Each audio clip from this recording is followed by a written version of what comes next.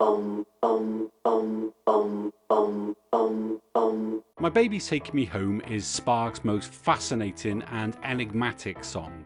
The track from their 2002 album Lil Beethoven famously repeats the title, My Baby's Taking Me Home, over 100 times. It's multi-tracked and just repeated over and over. And despite these minimal lyrics, it's got a real sense of purpose. It sounds like it's telling a story. So what I'm going to attempt in today's episode is to explain exactly what these 5 words mean, even though it may seem impossibly vague and oblique. You might think that the point of the song is for the listener to decide what it means. Or you might think that it's meaningless and the words are just there to set a mood and a rhythm. But I've got a really great theory as to what this is all about. And it's not just plausible, it enriches the whole song by making it core to a story that they've told over successive albums. So here's what I'm proposing. My Baby is Sparks. Not Ron and Russell as people, but what Ron and Russell have created. It's their body of work and their method of songwriting and performance. Sparks is Ron and Russell's baby, and it's taken them home, where home is this place of creative independence, where they're free to work in whichever way they choose. So in today's episode, I'm going to talk about just how rich this song becomes when put into this context. So let's start by taking a look at the parent album. This is Lil Beethoven. It's just in Sparks' DNA to rip up the rule book and start over. They've reinvented themselves several times, but Lil Beethoven was, I think, phase 3 in the Sparks genre. It's almost as if they erased the chalkboard, and started over again. I am the rhythm thief. Say goodbye to the beat. I am the rhythm thief. Auf Wiedersehen to the beat. It was a really interesting variation on everything they had done before. It was almost like you're combining Steve Reich and his repetition with Sparks and their comedy. You'll never get it back. You'll never get it back. The rhythm thief is garbage and you'll never get it back. Back in 2002, already over 30 years into their extraordinary career, Sparks became a completely new band. They reinvented themselves. Given they'd already covered so many genres, being a glam rock band, new wave, disco, Europop, then a new sound for Sparks should be no surprise. Reinvention was part of their routine. But this was different. I'm not talking about the multi-tracked vocals or extreme repetition or orchestral stylings, though the dramatic change in sound perfectly reflects a dramatic change in the band's story. Until now, they were a band driven by starting again and again. They'd go to places in the music world where things were happening, whether that's London, New York, LA, Germany, Sweden. Sometimes they'd hit big, but they're a band who were defined as much by the losses as the wins. So they were a flash in the pan again and again. That's reflected on side A of Lil Beethoven with this song. I've got thrown again. Get back on again. Sparks existed for over 30 years on the outer reaches of the pop charts. They'd get thrown again and they'd get back on again in different scenes far and wide. But it was always someone else's scene. In London, it was T-Rex and Slade. In LA, it was the K-rock bands. They were infiltrators, always finding a new pocket of the music world to exist in. But with Lil Beethoven, that changed. They became Sparks version 2. They were no longer confined by genre conventions or fighting for chart positions. Ron and Russell were home. And all of this is captured nicely in the Sparks Brothers documentary. Now the format of this documentary is there are 5-minute segments for each album, and for the first half of the film they rush from place to place and genre to genre, but the pace really changes when they get to Little Beethoven. This is the first time we're invited into Russell's studio, so we as an audience are invited home. The album Little Beethoven in particular was one where the studio was essential. Just creatively, we feel so energized by working in this kind of way where we don't have to feel foolish if we do something foolish, and we do quite a bit of foolish things, but you'll never hear about them. This clip shows that Little Beethoven could only have been made right here. This is what home means to Sparks. It's both the recording studio and what that means for their creativity. It's all the time and space they need to make the music they want to make with no interference. It's this place that made Sparks version 2 possible. And there's another key ingredient. Not being dependent on massive budgets, and record companies became a really liberating thing that now we could record on our own and then we just hand that off to a label and then take it or leave it. Another reason why Little Beethoven sounds so singular is that they weren't answering to a record label. The record was put out under Little Beethoven Records, so they could define success on their own terms, instead of aiming for chart positions. Little Beethoven was the first Sparks album where none of the songs would fit on daytime radio, and as such, the way that Sparks were perceived as a band changed overnight. They immediately went from being seen as struggling pop stars to becoming bona fide artists. So the conditions were right for Little Beethoven. But this wasn't just circumstantial. This is something that Ron and Russell Mael had planned. It was years in the making, and the story of how they got here is embedded into their prior albums. My Baby's Taking Me Home is the end of a long journey where Sparks had to fight every step of the way. So now, let's step back a few albums to see how they got here. Music that you can dance to, that and that alone is enough for me. Stark, naked, modern music, hotter than your mama will ever be.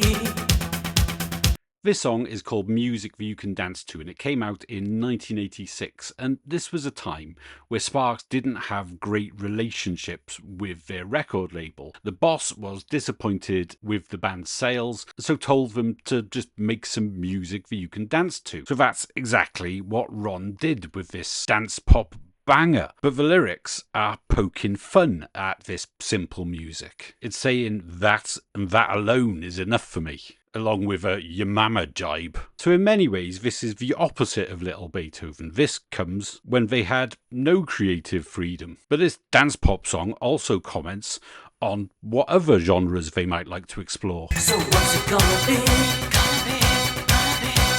A symphony tonight.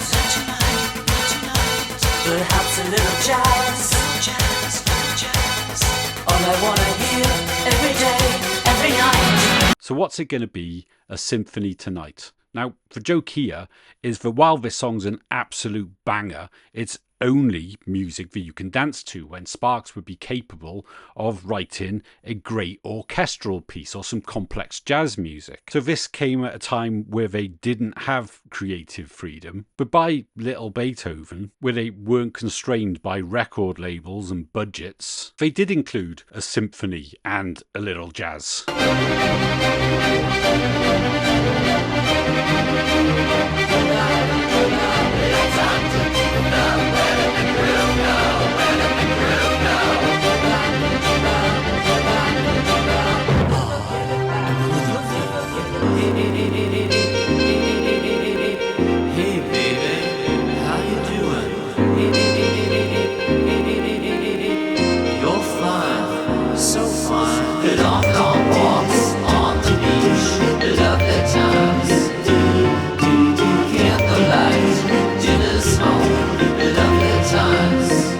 Now, I'm sure that seems like just a neat little coincidence that they mention symphonic music and a little jazz, and both of these have a presence on Little Beethoven, but I'm here to try to convince you otherwise. Because my theory is that this is a prediction of the genre-defying approach they wanted to take, but for various reasons, Sparks were not in a position to record that album until 2002. And remember, this came out in 1986. So just like the way music that you can dance to is a joke about being constrained to making dance music, every album that follows is a kind of meta commentary on why they can't yet make Little Beethoven.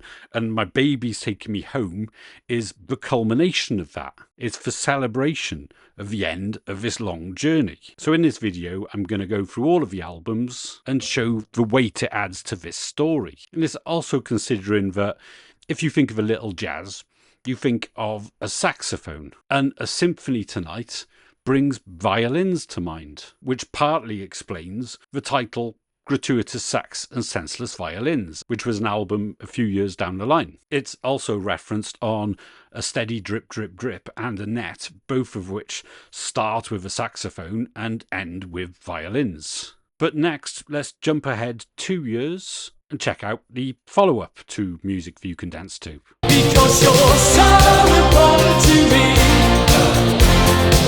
so important to me. This song is called So Important and is the opening track to a 1988 album called Interior Design. This album is usually near the bottom of the Sparks tier lists, but in my view it's unjustly maligned. It doesn't stand out in Sparks' catalogue, sounding quite a lot like its predecessor, Music That You Can Dance To. So on the face of it, it's not a big part of the Sparks story. But what's huge for Sparks is the fact that this was the first album they recorded in Russell's home studio. Given that, the title Interior Design fits perfectly into this world I painted of My Baby's Taking Me Home. Interior design is creating this home. It suggests planning, arrangement and decoration in this studio space to make it functional and comfortable. Interior design is the sound of the band setting up this studio,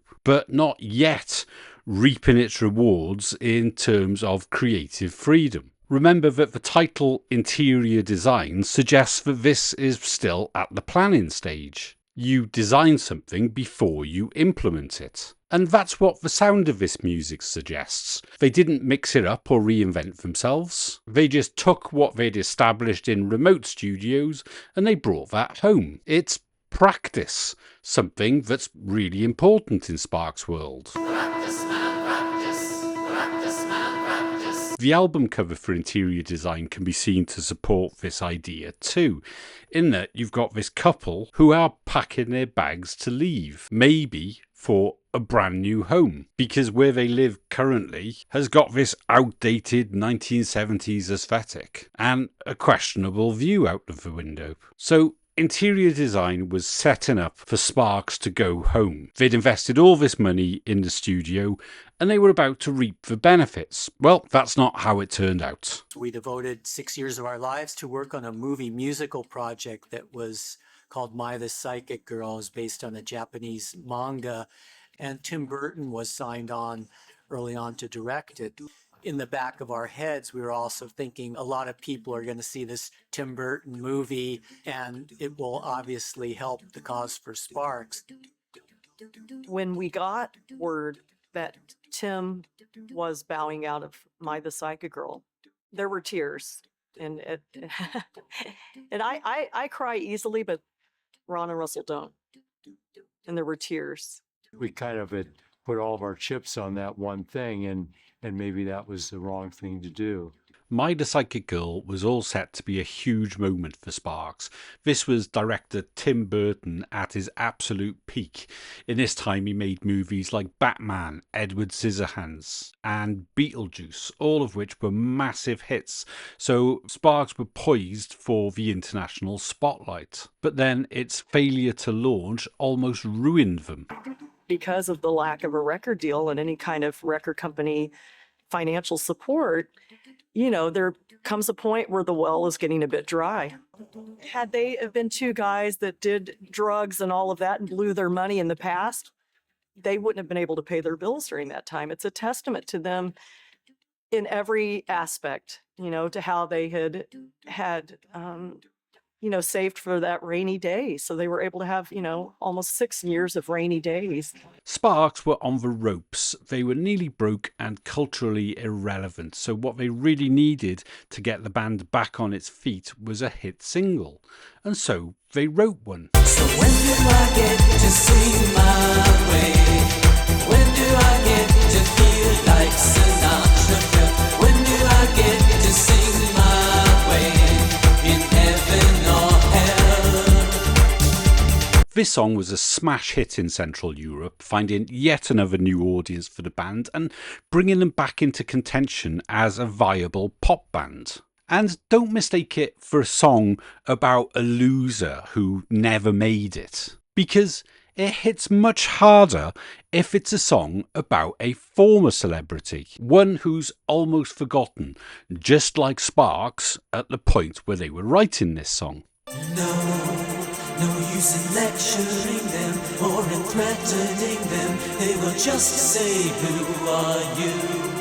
Is that a question or not? And you see that the plot is predictable, not new, but just astounded at the things you will do.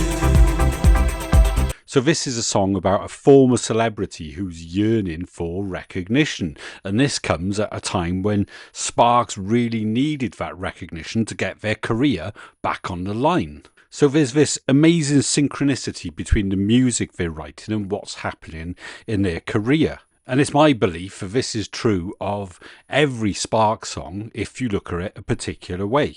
Because they're always written in a kind of coded language. And what I do on this channel is look for these uncannily specific links between songs. For example, When Do I Get to Sing My Way links to the closing track of Interior Design with references to champagne and Sinatra.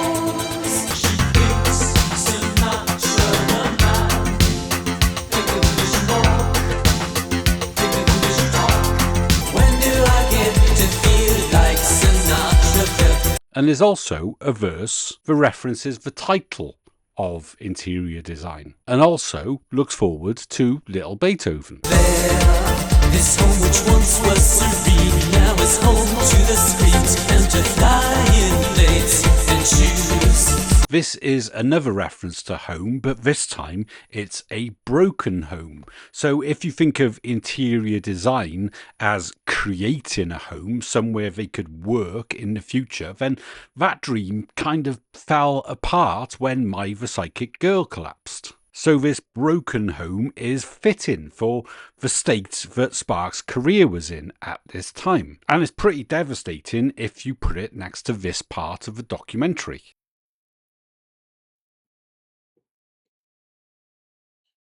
Every day, like I said, sometimes 7 days a week. From morning till night, they were working so hard. So the broken home in When Do I Get to Sing My Way can represent the broken state of Sparks' career before it was saved by When Do I Get to Sing My Way. And that line about flying plates and shoes, that's not throwaway either. This is a metaphor that they use in several songs, but I'm going to concentrate on a song from Lil Beethoven 8 years later that seems to call back to this. Consider that shoes are used for walking and plates are used for eating your dinner. So let's take a listen to I Married Myself. I married myself. I'm very happy together. Long, long walks on the beach. Lovely times.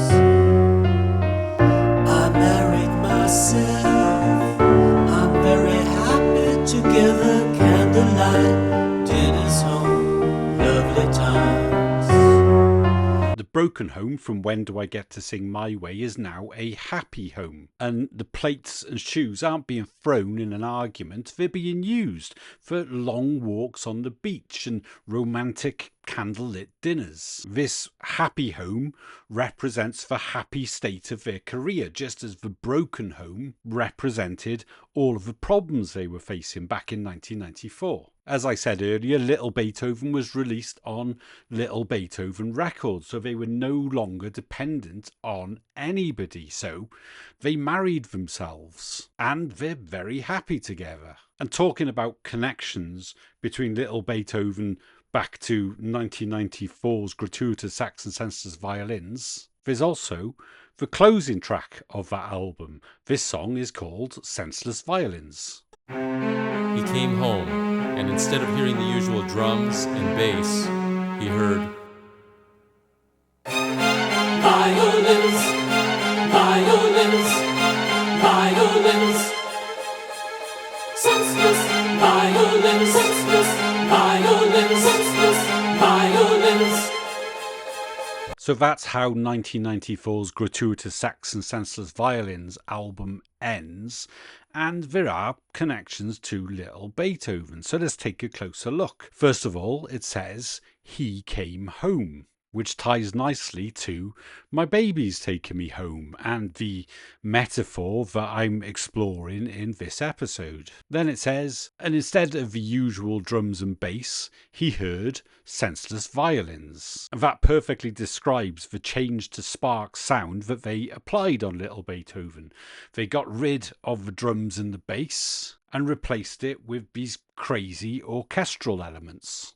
And it's not just in the words of the song, it's in the sound of the song, which has repetition, stacked vocals, and orchestral sounds, and no drums or bass. It's like a prototype for Little Beethoven. So this song could have been a perfect segue into Little Beethoven. But the question I'm going to try and answer first is, if they already had this idea, then why did they make a Europop album like Gratuitous Sax and Senseless Violins? Well, as I was saying earlier, they were a band that was in trouble. If they'd have made an album like Little Beethoven, back then they didn't have any meaningful fan base. Financially, they were in trouble, and so what they needed was a hit record. And so for that album, they signed to Logic Records. And if you have a look at the other songs that Logic Records put out around this same time, you can get an idea of the audience the SPARKS were looking to court.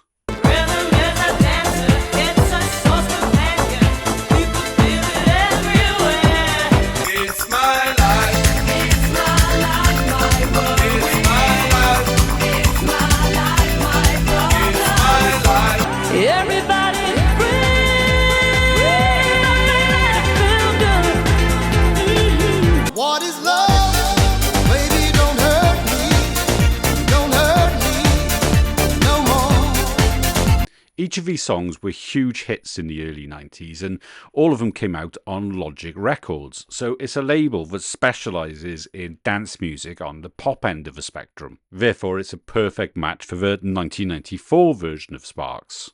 In the documentary, they say that during the wilderness years, no label was interested. So what if SPARKS tailored their sound for this corner of the market that Logic Records specialised in? So my theory is that they already had this concept for Little Beethoven, but they didn't have the budget or the reach, and so they signed a kind of deal with the devil. Now, I have a full video breaking this down track by track, but this concept about this album being created to raise SPARKS' commercial profile, that's all over the album, including on the opening track, which is another short skit, and it's called Gratuitous Sax. You need another element, you need it right away. What should I do? What should I do? An element to titillate so they won't go away. How I think about this is that SPARKS' career is in trouble, so they need another element to titillate their audience so they won't go away. And they have a plan. They think of a saxophonist who blew till he was blue. I thought of you, and how you blew till you were blue, and how you blew till you were blue, and how you blew till you were blue.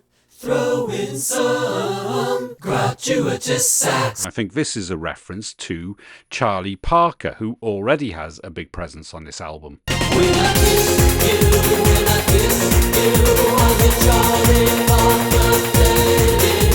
Parker blew till he was blue because, unfortunately, he suffered from severe depression. And apart from that, he had a lot in common with Sparks, not necessarily musically. You don't hear his influence on this album at all. But he had parts of his career where he suffered from financial woes, just as Sparks were. And he'd happily work on commercial projects, just as Sparks were. And most importantly, he had these fiercely ambitious creative goals, like he wanted to fuse with classical elements, which is exactly what Sparks went on to do. So this album is designed to elevate Sparks from being no marks to a band capable of delivering Little Beethoven. And to prove this point, we're going to look at a few songs on the album that deal with an increasing level of fame, which is exactly what Sparks were aiming to do. First, there's the fantasy sequence in When Do I Get to Sing My Way? They'll introduce me. Hello, hello. Women seduce me and champagne flows. So in terms of fame, this character is a no mark, but he dreams of a future where he's recognised and respected. And then there's another no mark. This guy has a famous celebrity girlfriend, but he's always forced to wait outside in the car. I know she has an image to protect. I know she's not just being mean when she screams. I thought I told you to wait in the car. So he's forced to stay outside while she enjoys the celebrity life. But by the end of the song, he steps into the party, and so into fame. In my wildest dreams, I never thought of Warren Beatty as a rival. So this is an outsider who enters the world of fame, just as the singer of My Way dreams about entering a party just like this, where women seduce him and champagne flows. Incidentally, his rival is Warren Beatty, who was an elder statesman of acting, just like Sparks were elder statesmen of synth pop. And he'd recently mounted a successful comeback, which is exactly what Sparks were attempting here. Then there's the Ghost of Liberace. The ghost of Liberace keeps on hanging round. Hovers over farmland, lingers over towns. This guy was once the highest paid entertainer in the world, but he went on to become the epitome of falling out of fashion, and that's just like Sparks at this point too. He hums a Vita in Moon River and Michelle.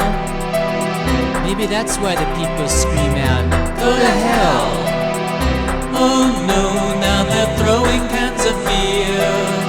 Oh no, I thought those could disappear. So Liberace is out of fashion and the crowds hate him, but then the unexpected happens. He mounts a successful comeback, which is just what Sparks were looking for at this point. But he remains in all his glory. It's so strange. These aren't the kind of people that he can change. But wait, now they're starting to applaud. Guess there really is a God above. The Ghost of Liberace is the song about an unlikely comeback from an out-of-fashion pop star, and it forms part of an unlikely comeback by two out-of-fashion pop stars. So when they recorded it, they must have been confident that it was going to hit big, and I think part of the reason for this is they had a big marketing budget. Just a few years earlier, the record label wouldn't even pay for a video, but this album had 3 expensive-looking videos. So they finally had media power, and that's reflected in this song. Now that I own the BBC, what am I supposed to do with this thing? Now that I own the BBC, what am I supposed to make of this thing? So they now had a marketing budget and 3 high-quality videos that were all over MTV Europe. And this song reflects that. Sparks were being spoken about again. They were on TV and radio and magazines. So they had media power just like the newspaper barons who are referenced in this song. Hey, Rupert Murdoch, help me out. I'm flying blind. I'm flying blind. Hey, Ted Turner, help me out. I'm flying blind. I'm flying blind. So that's newspaper barons Ted Turner and Rupert Murdoch. And now I want you to imagine a scale of media power.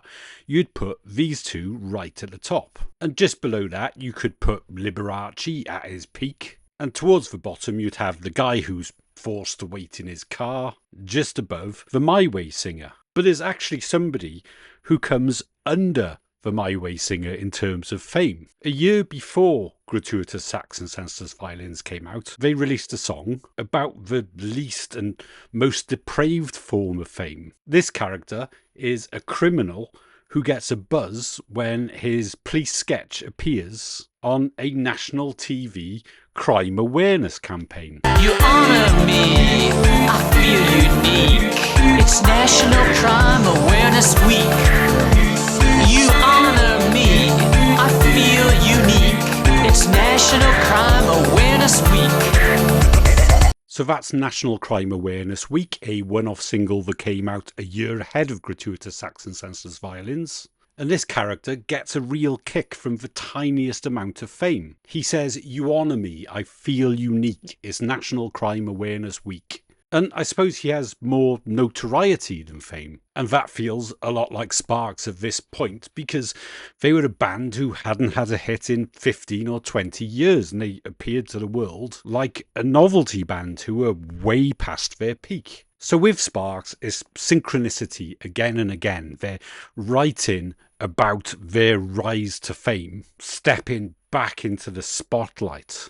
They're weaving their own ambitions into these songs. But as such, it means that they're not necessarily making the music that they want to make. They're making music to attract an audience.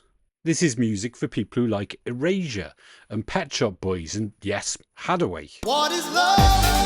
Baby, don't hurt me. So, as great as Gratuitous Sax and Senseless Violins is, both in terms of the music and the success that it brought them as a band, is not necessarily the album that Sparks wanted to make. It was made to get them famous enough to reclaim their career. The album was launched with their first UK gig in almost 20 years. And for the first time, it started to feel like Sparks fans from different eras were coming together to form a kind of unified fan base. They now had an audience who would support them through thick and thin. Something that's essential if the band want to deliver something as audacious as Lil Beethoven, which was serving as a kind of North Star that they were aiming towards. And judging by the closing track of Gratuitous Sax, it sounds like they were expecting Lil Beethoven to come next. He came home, and instead of hearing the usual drums and bass, he heard Senseless violins. Now this song would have segued perfectly into The Rhythm Thief, and all of the ingredients were in place for Sparks to start working on that album. However, the record label had other plans. This time they big enough for the both of us. Then it ain't me that's gonna leave. Plagiarism from 1997 is an album the Sparks were coerced into making. It's Sparks remaking Sparks, with a little help from Erasure, Jimmy Somerville, Faith No More, Tony Visconti and some others. Basically, the record label wanted to cash in on Sparks' old hits. They wanted to sell music from Sparks' back catalogue to their new Central European fan base. But that's not to say that there's no continuity between Gratuitous Sax and Plagiarism. Because listen to how the album begins. Instead of the usual Sparks drums and bass, it features senseless violins.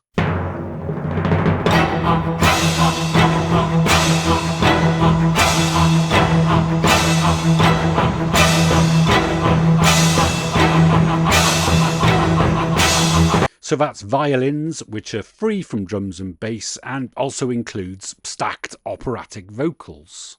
Maybe this was practice for the true orchestral album that they planned on making but were blocked from doing so, and that's hinted at on the only original song from this album. This is a track called Orchestral Collage.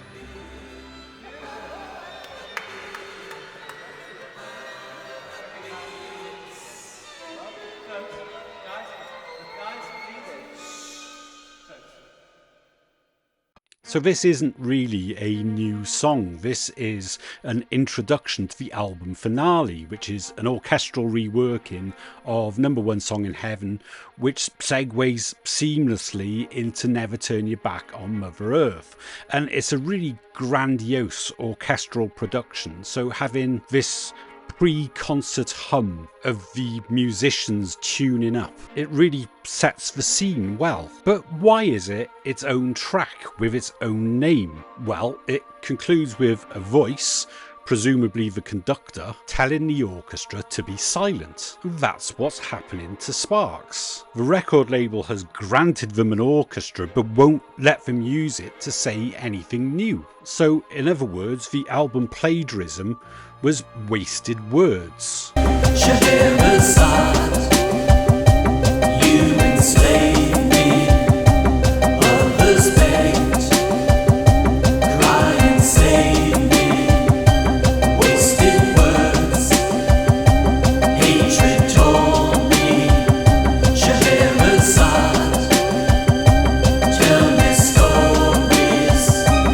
We've now moved on to the next album, which is called Balls, and it came out in the year 2000, and this is the final album that Sparks recorded before reinventing themselves for Little Beethoven. This is track 3, it's a song called Scheherazade, and it's named after a character from Middle Eastern folklore, but instead of seeing it how it applies to her, I'm going to look at how it applies to Sparks at this time. Because these lyrics hit differently when you consider them as being a reference back to their previous album, which of course was Plagiarism. Creatively, they were enslaved by their record label, who begged and cried save me, because they wanted more of a return on their investment. Because while When Do I Get to Sing My Way was a big hit, the album didn't really sell that well. So the label were hoping to recoup their losses by getting Sparks to re-record the hits and bring in lots of guest artists. Therefore, Plagiarism was wasted words because they weren't saying anything new. And the cost of this was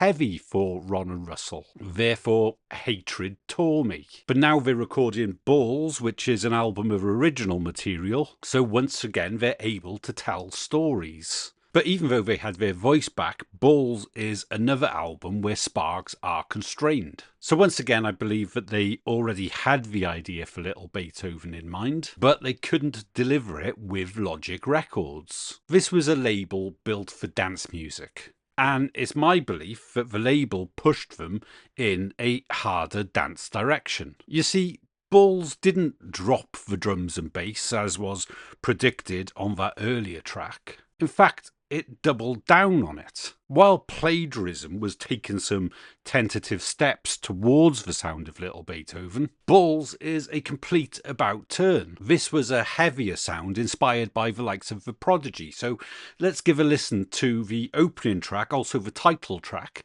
This is Balls. Balls, all you need are balls. To succeed are balls, all you need are balls.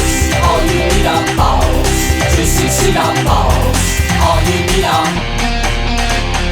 This is how the album starts, with this electronic sound where they're saying all you need to succeed is balls. And the thing that I think they're going to succeed in is their career. And the reason it takes balls is because they plan to intentionally crash out of their record deal. Now that's a story I've already told in depth on a 10-episode series called A Meta Guide to Balls. And in it, I go through every line on the album and tie it into this big theory. And the way I read it is that in this opening verse, they point at creative differences between them and their record label overlords. Nothing too prosaic, nothing too archaic. Here's your wake-up call. We are provocation, we are instigation. Here's your wake-up call, your second call. Think of that first line as what the label expects from Sparks. Just as music that you can dance to was an instruction from the record label boss, nothing too prosaic, nothing too archaic can be paraphrasing a record label that shows little trust in its act. And it's a wake-up call to Sparks. In fact, it's their second wake-up call. They were stifled when the label prevented them from recording new music on what became Plagiarism, and now they're being asked to harden up their sound. And so this song takes its cue from Firestarter by The Prodigy.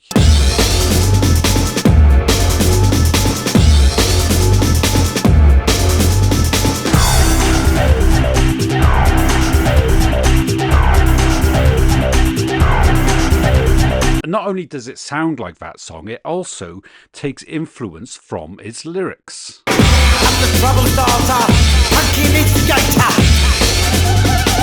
We are provocation, we are instigation. I'm a trouble starter effectively means the same thing as we are provocation. And while the Prodigy are punkin instigators, Sparks say we are instigation. So it not only takes on the sound of Firestarter, but it appropriates its meaning too.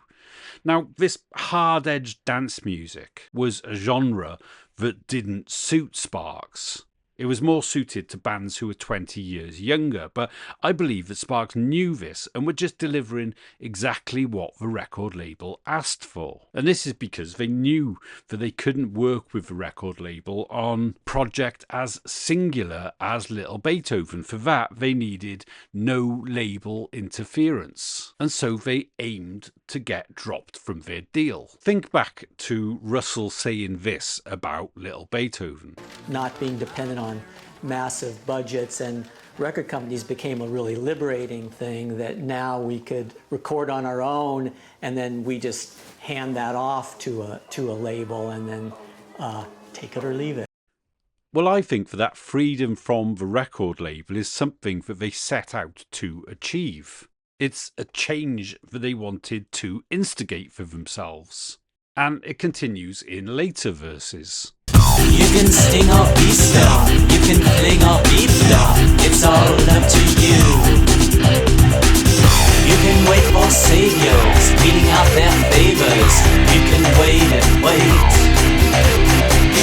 Hope may spring eternal, sounds a bit maternal, do you wanna wait or crash the gate? Sparks don't want to wait for permission to make an album like Lil Beethoven, so they intend to crash the gate, or to crash out of their record deal, or, as they say earlier, to be flung. They can sting their label, or they can wait to be stung. So they aim to make a highly commercial sounding album that doesn't sell. They make something that's a few years behind the zeitgeist. And that's what Balls is. It's a brilliantly constructed album that's designed to fail commercially without sacrificing any artistic integrity. So now let's listen to how that album ends. I heard the angels call your name.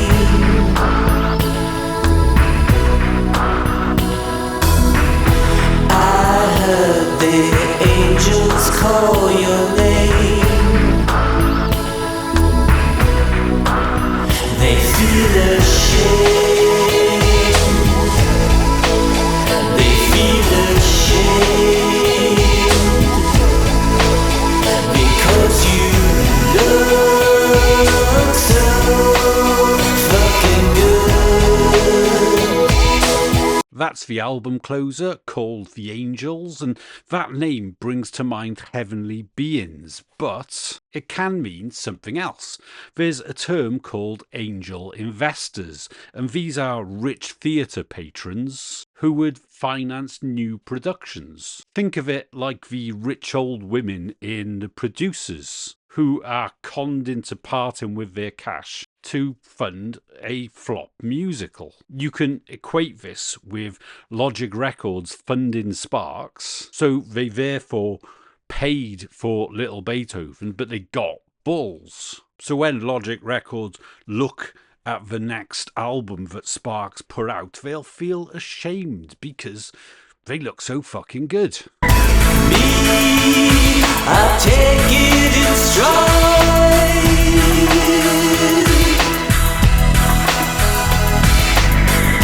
Me, I know I'm on the right side this time.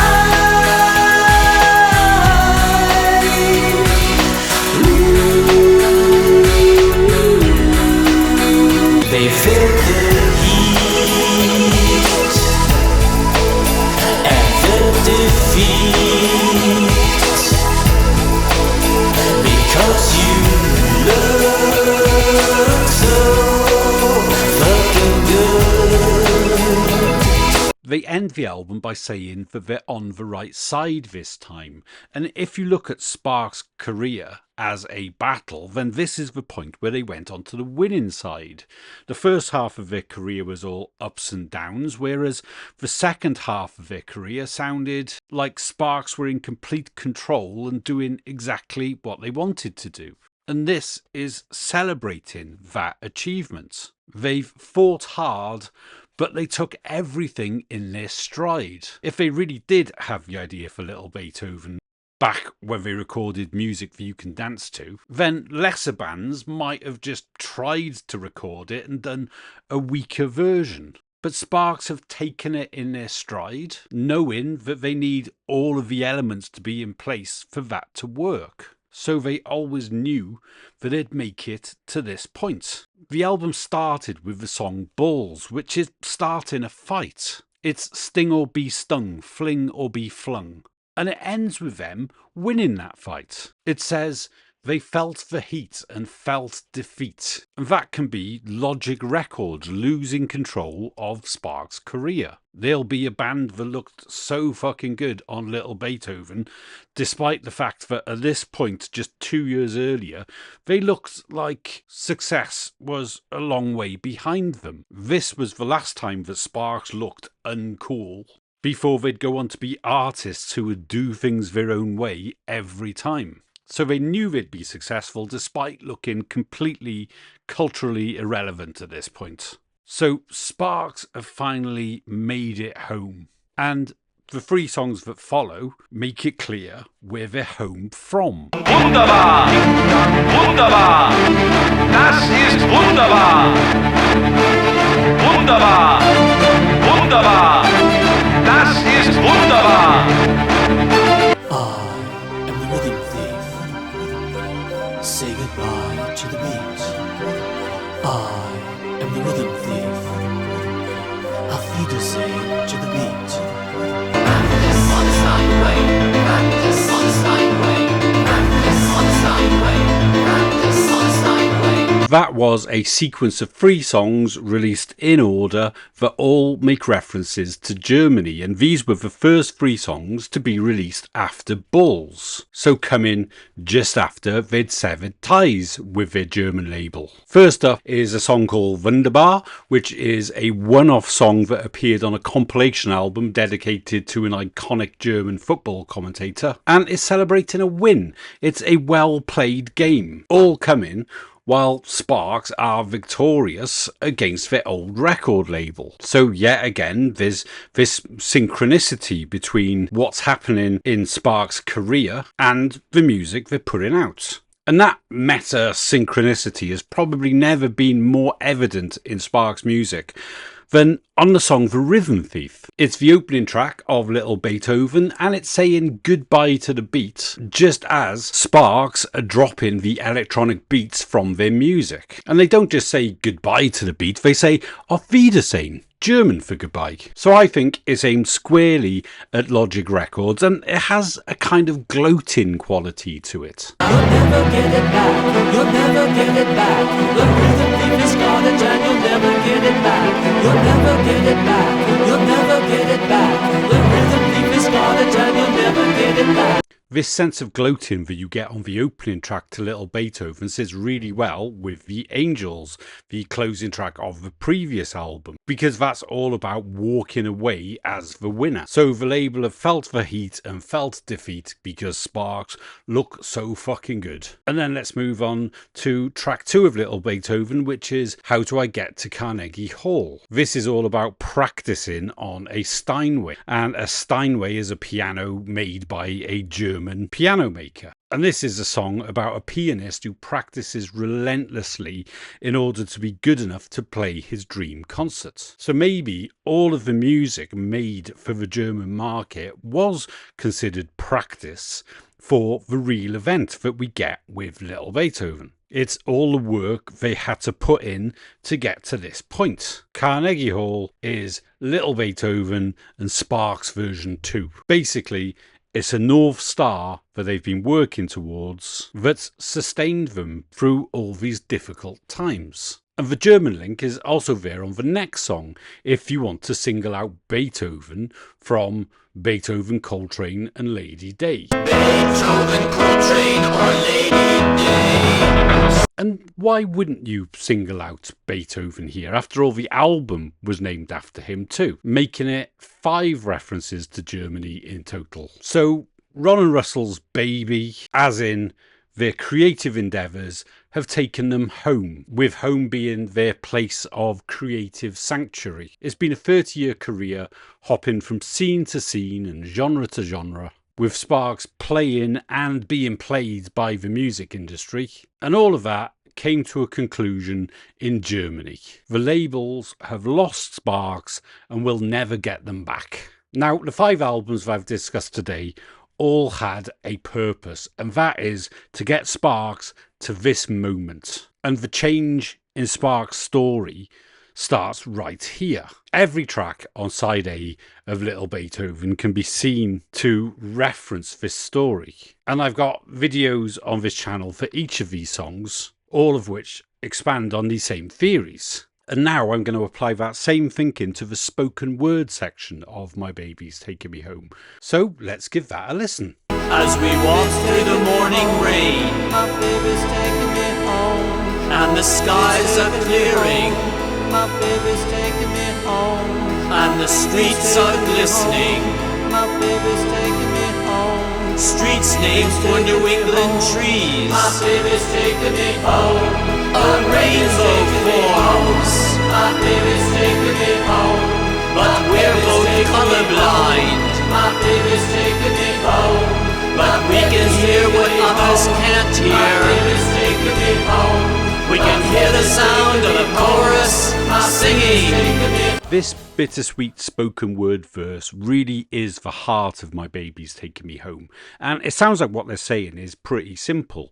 It's saying that things are looking up, things are getting better. It's a walk through the morning rain, but the skies are clearing. There's this feeling of certainty that they're finally in the right place. And while these words sound like they're just nice and poetic, it's actually full of callbacks to the story that I've been telling in this episode.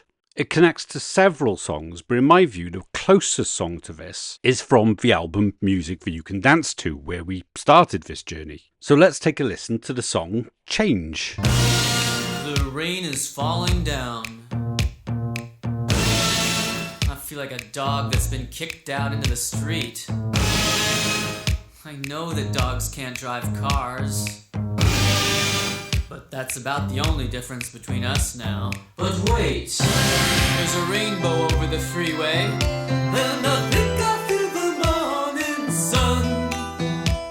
Another song is number 1. Golden days have just begun. Change. Every dog is gonna have his day. Change.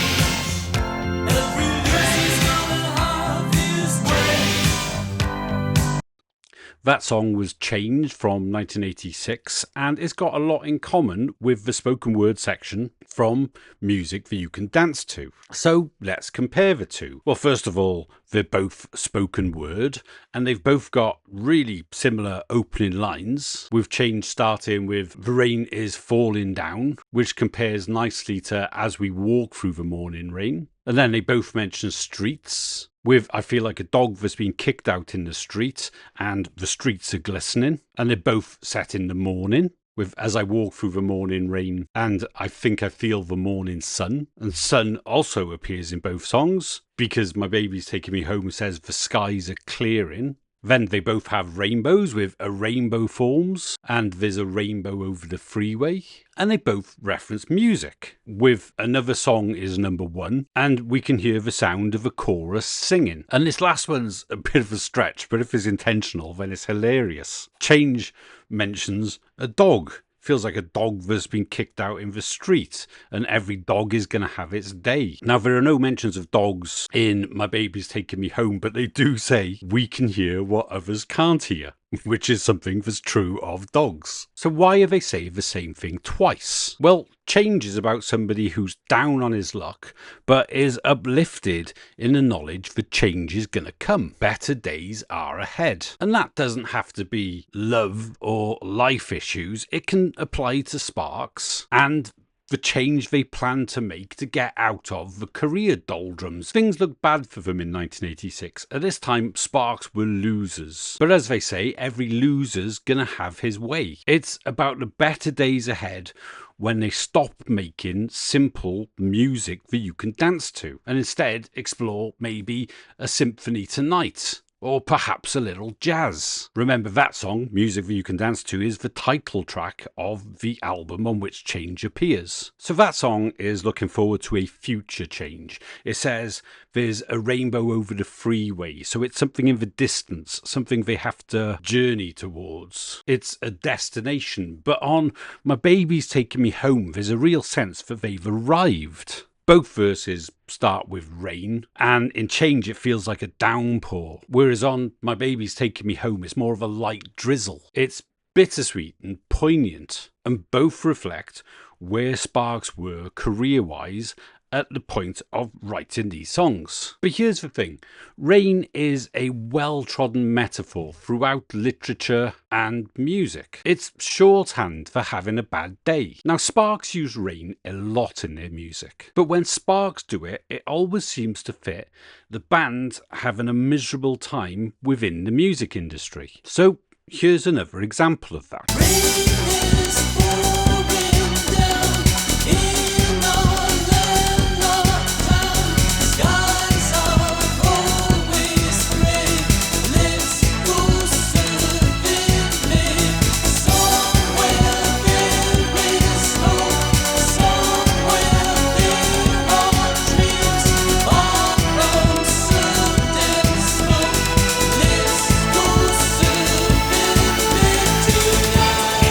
That's the opening verse to a song called Let's Go Surfing, and it's the last full-length track on the album Gratuitous Sax and Senseless Violins from 1994. And that opening line calls back to the song Change. Instead of the rain is falling down, it says rain is pouring down on this landlocked town. And that in itself is calling back to This Town Ain't Big Enough for the Both of Us, where they say the rain is pouring on a foreign town, the bullets cannot cut you down. So I've made the case on other videos that the foreign town they're talking about is London, where the band had just moved to. And here, I think the landlocked town is Germany. This is a song about a character who's somewhere rainy and miserable, but he yearns to go to these Californian beaches. It's about wanting those long, long walks on the beach that they sing about on Lil Beethoven. And the beach pretty much is home to Ron and Russell Mael because they grew up in Pacific Palisades and they've always been close to the Pacific. So I think this represents home to them. And in their songwriting, home is this creative sanctuary that I've been talking about. So this is the place where Sparks can be Sparks instead of having to dress up as a Europop band in order to win back cultural relevance. It calls forwards to long, long walks on the beach with the line, walk through sand that's as white as the snow. Walk through sand that's as white as the snow. And they say that there's a westerly wind that's blowing both their minds. There's a westerly wind that is blowing both our minds and both our feet. With California being the epitome of the American West. That's the future that this character is looking forward to. It's the rainbow over the freeway that they're heading towards. So it looks to a better future, just like Change, but it also could be seen to describe the present of the band. It includes one of my favourite Sparks lyrics, which is,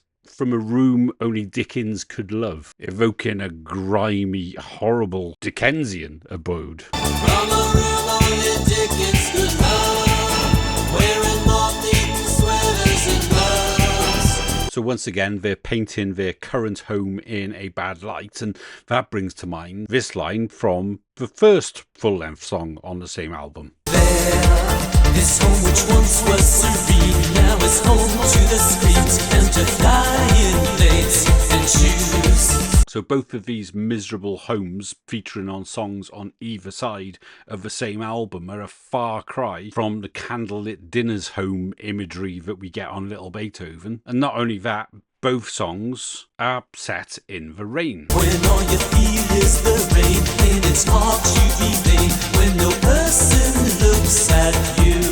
So Sparks want to get out of the rain, they want to go home. But as we know, after Gratuitous sax and senseless violins, things got worse for the band, not better. And that's covered in the songwriting too, because the rain, it turns into a storm. It's the calm before the storm. Something big is coming soon. Something that will change your doom. This song is the centerpiece of the album Balls, with rainy weather back on the table because there's a storm brewing. It says something big is coming soon, and this applies to Sparks at this point in their career because it's just before they released Little Beethoven, which was a complete reinvention in both terms of attitude and the music. Therefore, it's something that will change your tune. And with that, it's worth paying special attention to the use of the word change in here, because this song has a lot in common with the song Change from Music That You Can Dance To. They're both about a big, inevitable change of fortune that's over the horizon. Every dog is gonna have its day and something big is coming soon. It's also a similar vibe to When Do I Get to Sing My Way, which foresees future success with the bridge that goes, "They'll introduce me, hello, hello." The calm before the storm as an expression is figurative, but Sparks play it out for real in the verses. It's about a day that's filled with tension and non-events. The dogs are living postmen, come and go. The muscle cars are driving way too slow. And everybody's walking on tiptoe for every yes, 100 no's. It really is joke after joke in these verses, with lots of rhyming couplets about a day where nothing of note is happening. For example, a dog chasing a policeman is a stock comedic cliche, but even something as basic as that doesn't get a look in on a day like today. And as ever, the calm before the storm is a jumping off point to tons of other Spark songs, including the ones that I've been talking about in this episode. It says, "The dogs are letting postmen come and go, the muscle cars are driving way too slow," and that reminds me of this line from Change. I know that dogs can't drive cars, but that's about the only difference between us now. So, as well as both being songs about change, they both feature lines with dogs and cars in them. And other similarities can be found elsewhere. The ocean doesn't feel like making waves. There's no one that the lifeguard needs to save. And no grab our boards from the back of our van. Paddle out till we can't see the sand.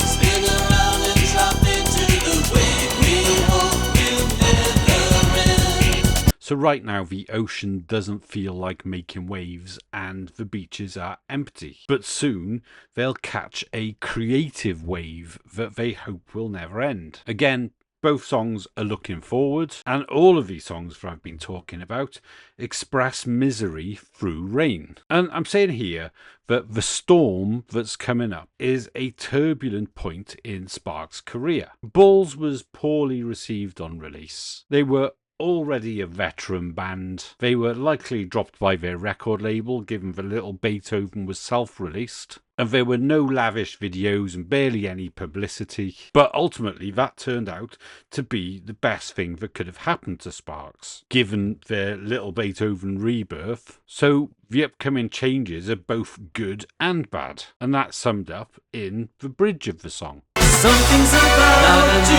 break, but it isn't clear. Is it something we should cheer? Is it something we should fear? Not enough was going on, oh yeah. Something's about to break is the storm breaking, but it can also mean other things. It can mean break as in breakthrough, like the start of a new band, which Sparks are about to become with Lil Beethoven. Or it can be that they're breaking the first version of the band by recording this album that will get from dropped by their record label. So is it something that they should fear because they'll lose the security of their record deal, or is it something that they should cheer because they'll get this creative freedom? And the idea of breaking Sparks somehow is there on the title track, Bulls, when they say, do you want to wait or crash the gate? And there are other signs that this album is designed to break. They're designed to break, they're designed to break. They're designed to fail, they're designed to fail. The earthquake starts, won't break down. With that arrow flat, with that arrow flat, with that arrow flat, we've got reservation. These are further signs that something's about to break on an album that's designed to break. In the case of that last song, Aeroflot, they're referencing an airline that's got a reputation for crashes. In fact, it's got almost 5 times as many fatalities as the next airline on that list. But Sparks seem to be happy with that. They're treating it like they're travelling in the height of luxury. And not only are there references to breaking, there are also references that can indicate that the album's a kind of forgery. It's the calm before the storm. False sense of security, shown to be a forgery. I may not be poetic, still phony rhymes and phony. I confess that this is really not my song. I bought it in Hong Kong. It's a knockoff. I confess that this is really not my voice, although I had a choice. It's a knockoff. The album Bulls is shown to be a forgery, a phony, a knockoff. So here they have to present a work to their record label that they know will get them dropped. They have to be losers, knowing that every loser's gonna have his way. And doing that must be really difficult, akin to getting your ass kicked. How to get your ass kicked? How to get your ass kicked? Oh well, oh well. This is a song about somebody who intentionally gets his ass kicked, and this is what Ron and Russell are doing themselves. They're putting everything on the line. In some ways they're throwing away everything they've built to this point, and it's all in a bid for freedom.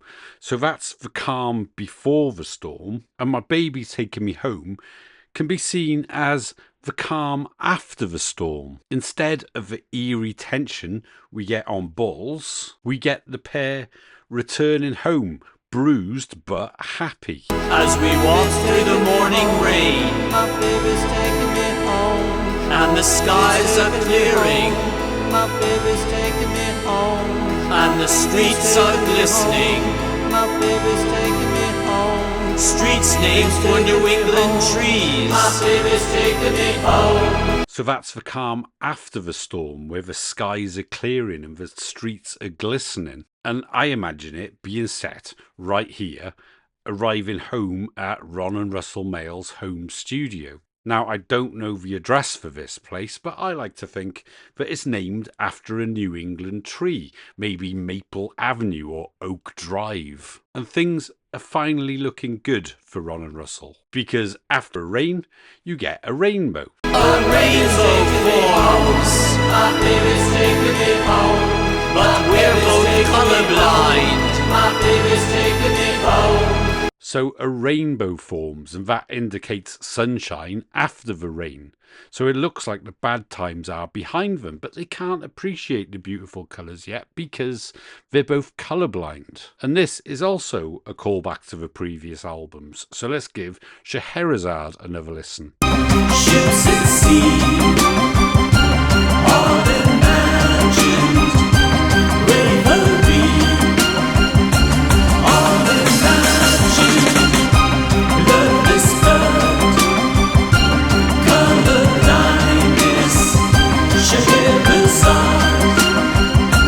who's behind this? Taking a close look at this song from the previous album can tell us why Ron and Russell say that they're colourblind in My Baby's Taking Me Home. First, remember that Scheherazade is about storytelling. That's the gift that the character Scheherazade has in Middle Eastern folklore in 1001 Nights. As well as that, they sing Scheherazade's Tell Me Stories, and there's a bridge in the middle where they say, once upon a time, very, very long ago. So Scheherazade is about storytelling, and Sparks, as lyricists, are all about storytelling. And I think the Ships at Sea and Bravery are elements of songwriting, but here they're all imagined. Now that can mean that it's from the imagination of the songwriter, but it hits harder to think of all imagined as being a critical comment, as in not real or merely imagined. Think of it as being about the stories that they're not telling. It's the songs that they're not writing. And this fits with the line about wasted words in the previous verse that I covered earlier. That was about not being allowed to write new material because they were forced to re-record the greatest hits. So Ships at Sea is another Sparks trope,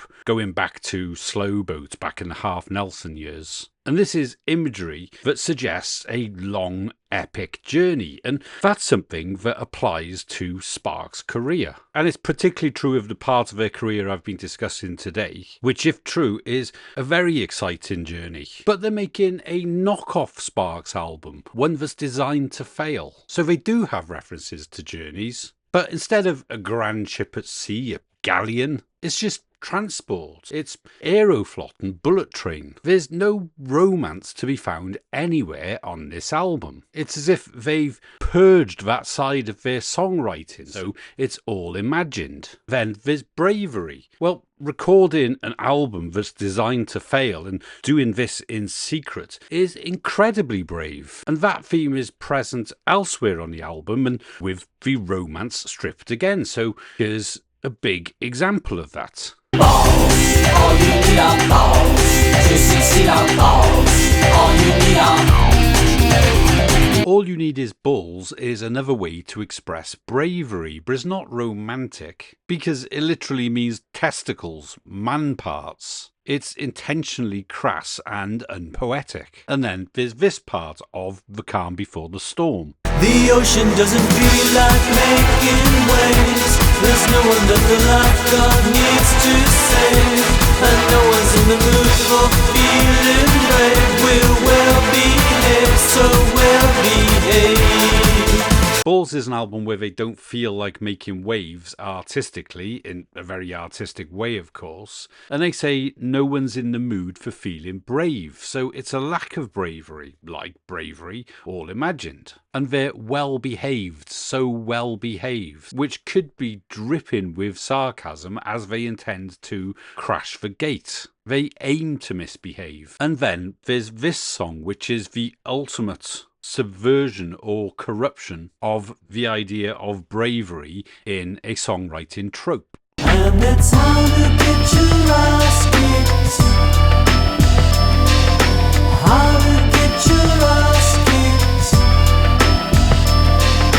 So instead of bravery, all imagined, he gets his ass kicked. It's the fighting that you associate with bravery, but being on the losing side. So flipped on its head and stripped of romance. And that same violence is suggested back on Scheherazade with the line bloodless blood. Bloodless blood, colorblindness.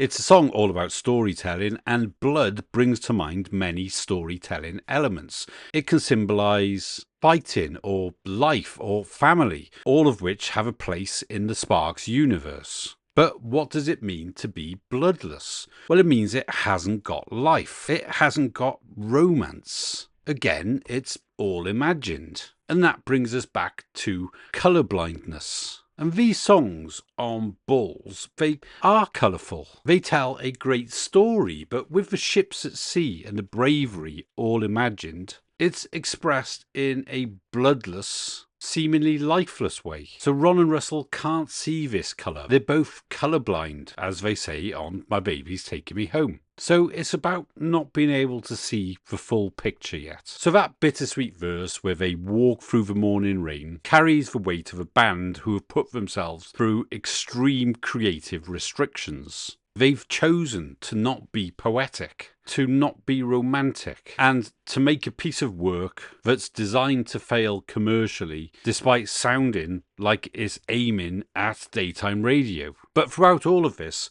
Ron and Russell have the idea for Little Beethoven. It's just in their heads, all imagined. And that slightly bitter line about being colourblind is countered with this. A rainbow forms, my baby's taking me home, but we're both colorblind. My baby's taking me home, but we can hear what others can't hear. My baby's taking me home. Throughout this story, Ron and Russell have been able to hear the sound of Little Beethoven. They can hear what others can't hear, i.e. a symphony tonight or perhaps a little jazz. Now this line also makes an interesting earlier appearance on 1994's Gratuitous sax. You'll never know it, I'll never show it, only I hear it, only I know that once I wrote for me, made believe me blasphemy. That was When I Kiss You, I Hear Charlie Parker Playing, which is the second single from Gratuitous sax and senseless violins. Now, you can assume that the line, we can hear what others can't hear, is about the music in the Mael brothers' heads. Impossible for other people to hear until Ron and Russell Mael hit the studio and release it to the masses to make it real. But this line from back in the 90s is a lot more pointed. It's you'll never know it, I'll never show it, only I hear it, only I know it. And I think that's aimed at the record label. They're keeping Little Beethoven to themselves. This is 1994 Sparks. They've just signed to Logic Records, looking to revive their career after the disaster of May the Psychic Girl, and this label is the perfect place for them to go. The Europop sound is a really neat fit for the band, so as they put it in the opening verse, they're going to catch the bird that's in their nest. They're going to seize this opportunity, and they'll pursue this opportunity by going somewhere where everyone seems to be selling something, i.e. a record label specialising in commercial dance music. Later, they compare Little Beethoven to a Frank Lloyd Wright design. They say it's the finest of material and a little asymmetrical. But I want to concentrate on the second verse. Now give this a listen and imagine it to be about their decision to keep Little Beethoven from their label. So I am tempted, they have preempted, you and your rosary are exempted from criminality. Still there is a duality, you'll never know it, I'll never show it, only I hear it, only I know that once I wrote for me, made believe me blasphemy. It opens with, though I am tempted, they are preempted. And this suggests a kind of negotiation. So I think it represents the contractual negotiations with Logic Records. And because they're preempted, it means Ron and Russell have got a plan. And they're outmaneuvering their record label. It reminds me of this from Bulls. When they're being with you, they're agreeing with you. what you say is true, it comes from you. Both of these lines fit this idea of Sparks outplaying their record label. And another thing about that bit of Charlie Parker that I played is it's full of religious terminology. First there's temptation, though I am tempted. Then there's the rosary, which is a series of prayers that you count off on rosary beads. And it fits as a metaphor for Little Beethoven in a few interesting ways. First of all, there's the devotional side. Sparks are devoted to making this happen, and it's that devotion that's driven them through all the albums that I've been talking about today. So it's like a higher power. There's also something deeply Ron about the rosary beads. It's private, intellectual, quietly obsessive, and all of these are traits that fit his persona. Then, most importantly, there's the repetition. The rosary is defined by repetition. You say 6 Our Fathers, 6 Glory Bees, and 53 Hail Marys as you count your way around the bracelet. And that's just like Little Beethoven in his repetition, because it's saying the same thing over and over to a defined structure. The meaning changing the more you hear it. Then there's more religious language with what's a pro for me may for thee be blasphemy. So what's appropriate for Sparks might be an album like Little Beethoven, but something as audacious as that to a label like Logic Records would be blasphemy. After all, this is the kind of thing that they put out.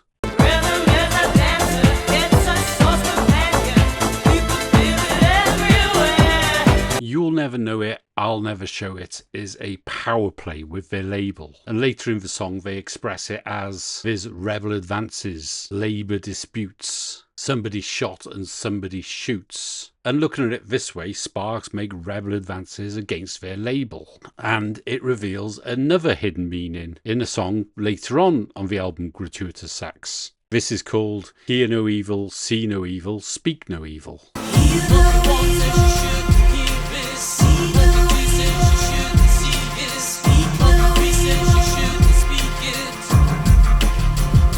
The first thing that's worth noting here is that they deviate from the famous proverb. It's not see no evil, hear no evil, speak no evil, because Sparks swap it around. They start with hear no evil. That's where the emphasis is. It's the music that they won't let Logic Records hear. It says Monkey One says you shouldn't hear it. And that's really close to only I hear it, only I know it. And also, we can hear what others can't hear. So Logic Records won't hear it. So this style of Sparks music that they have in their head won't be present on Gratuitous Sax and Senseless Violins. The proverb itself deals with self-discipline and moral conduct, both of which are relevant if Sparks are keeping this from their record label. Now, it's a beautifully written song full of hidden meanings, but I'll focus here on verse 2.